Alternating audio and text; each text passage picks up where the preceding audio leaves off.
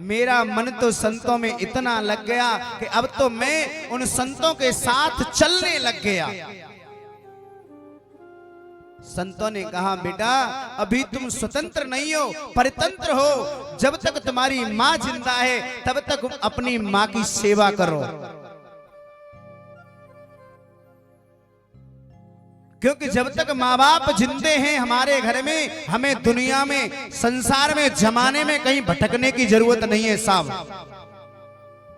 और मैं भी कह रहा हूं व्यासपीठ से, यदि तुम्हारे घर में तुम्हारे माँ बाप जीवित बैठे हैं, जिंदा बैठे हैं, तो तुम्हें वृंदावन और काशी और मथुरा जाने की कोई जरूरत नहीं है।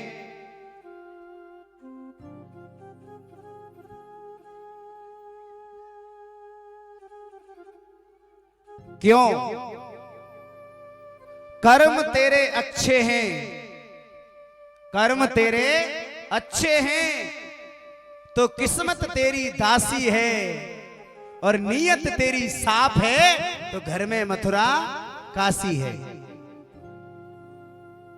घर में जो बैठे हैं ये जीते जागते भगवान हैं।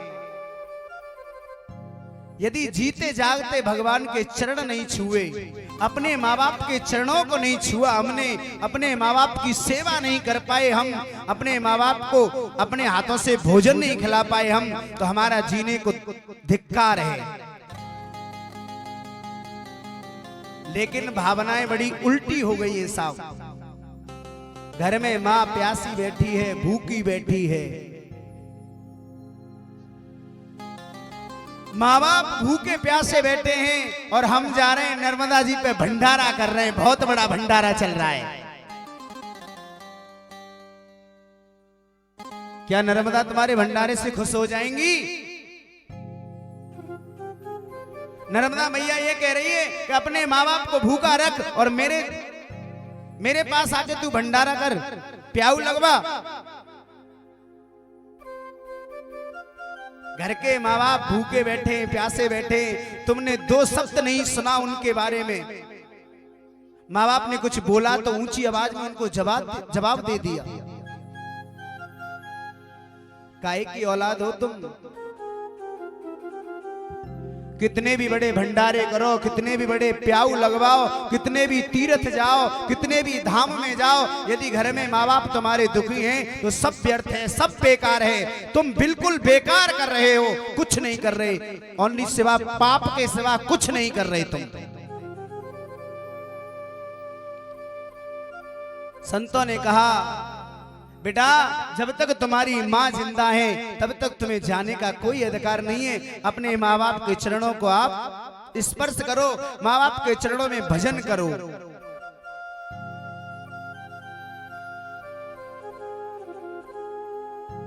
क्यों? माँ के चरणों के नीचे जन्नत है और पिता उसका दरवाजा है। माँ के चरणों के नीचे जन्नत है और पिता उसका दरवाजा है, और जन्नत तुझको तभी मिलेगी, जन्नत तुझको जरूर मिलेगी, ये मेरा अंदाजा है।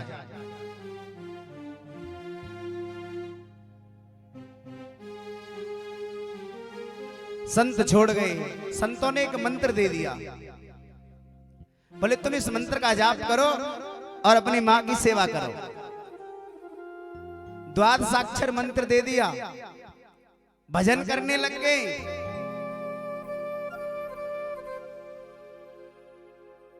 बड़ा सुंदर भजन किया। एक दिन अलौकिक घटना घट गई।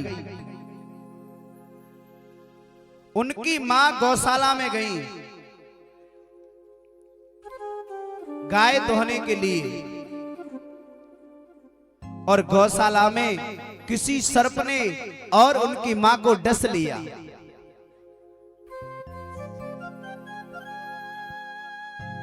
सर्प के डसने से मां की मृत्यु हो गई। आज बच्चा रामदास रोने लग गया।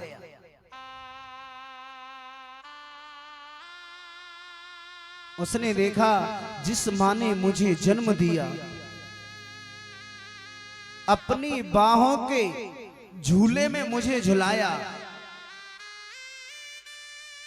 अपने आंचल में मुझे बड़ा किया। आज वही मां मुझे छोड़ करके इस दुनिया से चली गई। आंखों से अश्रुधारा बहने लग गई। बैठ करके मां की एक एक बात को याद करके रोने लग गई।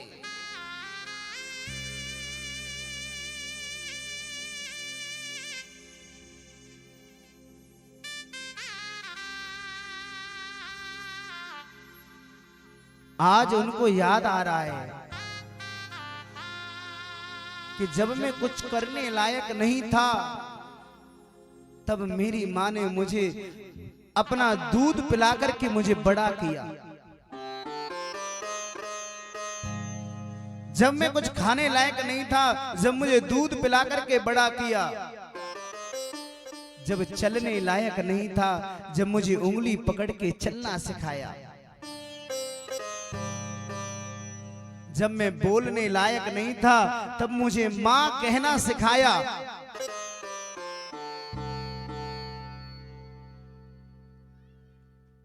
अब वो प्यार कौन देगा? अब वो प्यार मुझे कहीं नहीं मिलेगा। आंखों से आंसू आ रहे हैं, लेकिन विचित्र घटना हो गई वहां पे। प्यारे, ये जीवन की सच्चाई है। मां की दुआ कभी खाली नहीं जाती। मां की दुआ कभी खाली नहीं जाती, और मां की बात भगवान से भी टाली नहीं जाती। बर्तन मांज करके 4 बच्चों का पेट भर देती है एक भोली सी मां। बर्तन मांज करके 4 बच्चों का पेट भर देती है एक भोली सी मां। दुल्हन आने के बाद उन 4 बेटों से एक मां पाली नहीं जाती, एक मां पाली नहीं जाती।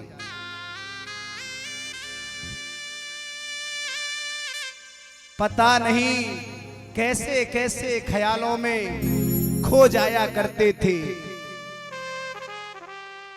पता नहीं कैसे कैसे ख्यालों में खो जाया करते थे। कोई थोड़ा सा मारता था तो रो जाया करते थे। आज तो नींद की गोलियां खा करके सोते हैं हम।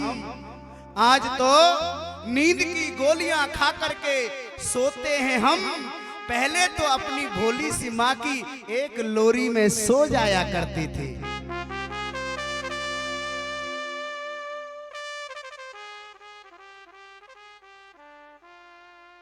बेटे के जिगर पे चोट लगे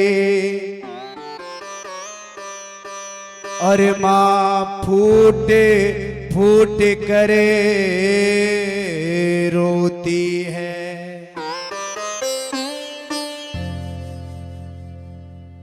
बेटे के जिगर में चोट लगे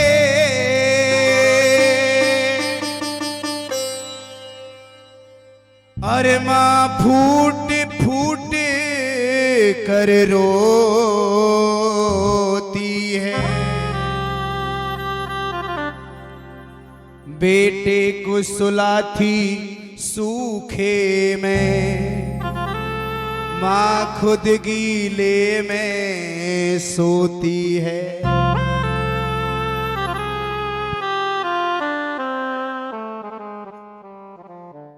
उस मां का एहसान कैसे चुकाएं? जब मां बच्चे को जन्म देती है, जब उसके प्रसव पीड़ा होती है, तब उसको इतना दर्द होता है। 1000 बिच्छुओं ने एक साथ काट लिया हो उसको। तुम्हें यदि एक बिच्छू डंक मार दे तो पूरा शरीर दर्द के मारे तिल मिला जाते हो। उस मां को पूछो, जब प्रसव पीड़ा होती है, जब तुम्हें जन्म देती है, उसको इतना दर्द महसूस होता है जितना कि 1000 बिच्छुओं ने एक साथ डंक मारा हो।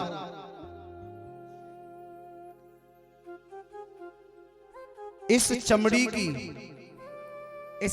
के यदि हम जूते चप्पल भी बनवा के माँ बाप के चरणों में पहनाए ना, इस चमड़ी के, ये जो तन मिलाया हमें जिन्होंने दिया है, इसके जूते चप्पल भी बनवा के यदि हम माँ बाप के चरणों में पहनाएं तो भी उनके ऋण से हम कभी उऋण नहीं हो सकते। और तुम दे क्या सकते हो उनके लिए? कुछ नहीं दे सकते। बड़ा एहसान है इनका।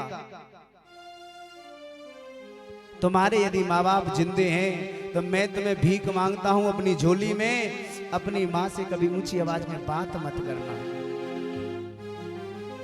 अपनी माँ से ऊंची आवाज में बात मत करना।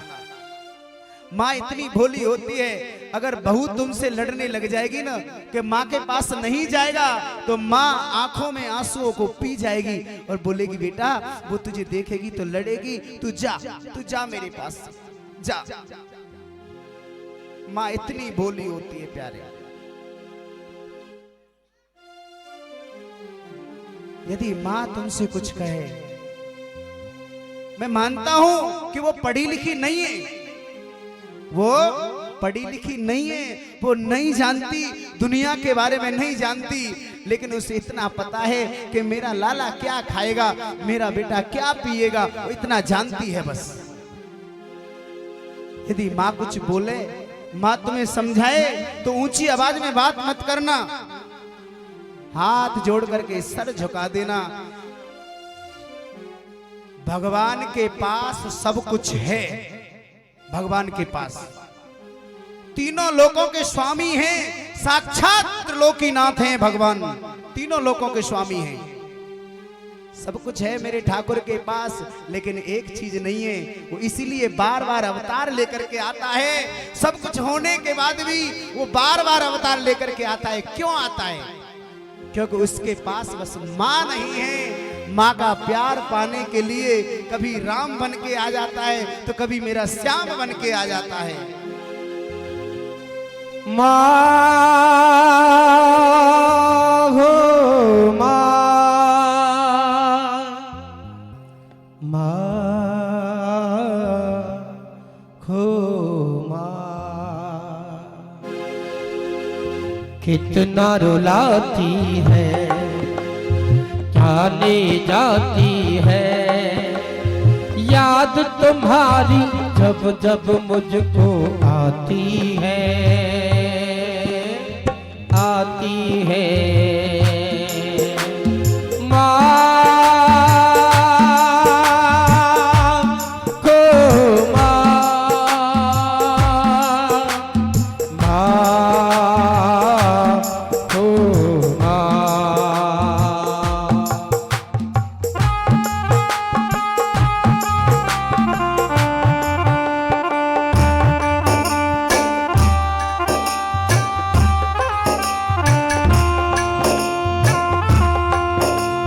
जिनके सर पे ममता की दुआएं हैं, किस्मत वाले वो हैं जिनकी माएं हैं, किस्मत वाले वो हैं जिनकी माएं हैं, जिनके सर पे ममता की दुआएं हैं। जिस्म तो होता है पर जान नहीं होती, उनसे पूछो जिनकी माँ नहीं होती। लोरी सुनाती है, जाने जाती है, याद तुम्हारी जब जब मुझको आती है, आती है।